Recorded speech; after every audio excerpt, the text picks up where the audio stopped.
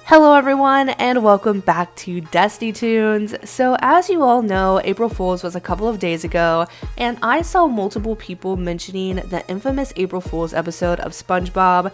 You know, the one where Squidward goes completely overboard pranking SpongeBob in an act of revenge. Yeah, that one. The amount of comments I saw of people talking about this specific episode was hilarious to me because it proves that even after all this time, people haven't forgotten about Squidward's heinous prank on SpongeBob, and it's even funnier knowing that this is the one situation that people have found unforgivable, which I completely understand, by the way, because I even dedicated a spot in my sad moments in cartoon series on TikTok for this episode specifically because SpongeBob's face when he's running out of the Krusty Krab in tears is enough to break my heart over and over again. Squiddy, you went too far. But this video isn't about the April Fool's episode. This video is about the moment in SpongeBob history that I find unforgivable, and that is Bubble Buddy letting someone die right in front of him. Now, this is something that I have talked about multiple times, whether it be online or in person, because it seems to be one of those things that went over a lot of people's head, or they just seem to forgotten about. Now, I'm willing to forgive the fact that people probably forgot about this because Bubble Buddy was a part of season 2 of SpongeBob, which came out in the year 2000. But I, Destiny, refuse to let this crime go unnoticed. So before we go any further, I feel like it's important to give a little refresher on this episode in case there are people out there that don't remember the premise, or if there are people out there that have never seen the episode. So we're gonna go through this as fast as possible. Let's go.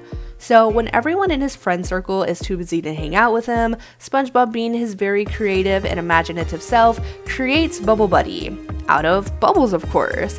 Throughout this entire episode, we the viewers are made to believe that this is just a bubble that is incapable of moving, thinking, or speaking on its own. And all of this leads up to one of the first plot twists I ever remember witnessing. We end up finding out at the end of this episode that Bubble Buddy is in fact alive and had been alive the entire time. This is important. We see SpongeBob and Bubble Buddy interacting with different Bikini Bottom residents throughout this episode, and it's easy to dismiss all of the negativity revolving Bubble Buddy because, again, we're meant to believe that this is just a bubble, nothing more, nothing less, just a bubble. But after finding out the truth, only one thing is clear, and that is Bubble Buddy is a menace. From essentially dining and dashing to ruining someone's special moment, purposefully stalling in the bathroom, holding up traffic, to literally standing by while someone dies, proves Bubble Buddy was the villain of this episode the entire time, and nobody can tell me differently. Okay, let's dive a little further into the actual situation between the beachgoer, SpongeBob, and Bubble Buddy. So the beachgoer wants to be buried in the sand, and SpongeBob is happy to oblige, which the beachgoer is thrilled about. Like, this is all a very consensual situation. Everyone is happy to be here. Okay. So after the beachgoer is buried up to around his neck area, SpongeBob tells Bubble Buddy to dig the beachgoer out of the sand while he goes to go get some cotton candy. And instead of doing what he's told, Bubble Buddy literally just stands there as the tide rolls in closer and closer, and our beachgoer is now feeling very anxious about the situation he's in.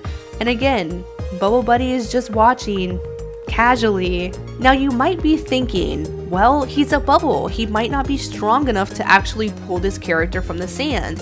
And to that, I would say, think again, because not that long after this moment, we will end up seeing Bubble Buddy grab Squidward's arm with enough strength to stop Squidward from harming him with the needle. So when it comes to his safety, Bubble Buddy is strong, he's willing, and he's capable. So obviously, yeah, he does have the ability to get our beachgoer out of the sand. He just literally chooses not to. And I just have to say that I love the fact that the writers of this episode could have easily ended this entire situation with the waves rolling in closer and closer and just leave the rest up to our imagination, but no. Instead, they decided to add a scene of our beachgoer literally ascending to heaven, saying that Bubble Buddy helped him experience high tide, and this whole situation is just out of pocket. Like, it's so freaking dark when you actually think about it, but it's also hilarious at the same time, and it's one of those reasons why early SpongeBob will continue to be undefeated. This series couldn't be serious if it tried, and that's what I love about it. At the end of all of their shenanigans, it's revealed that Bubble Buddy has been alive and aware this entire time, and was just being a menace and wreaking havoc on everyone for the love of the game.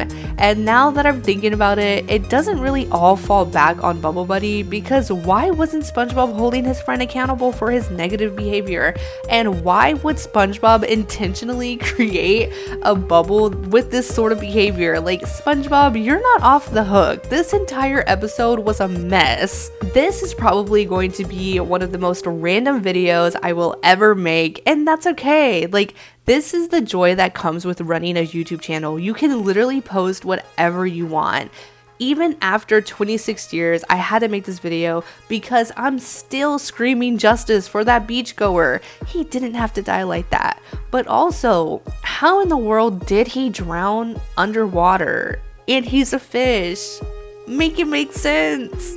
To wrap up this video, I just want to say there are some people out there that have never forgiven Squidward for what he did to SpongeBob on April Fools, me included. We haven't forgotten Squiddy.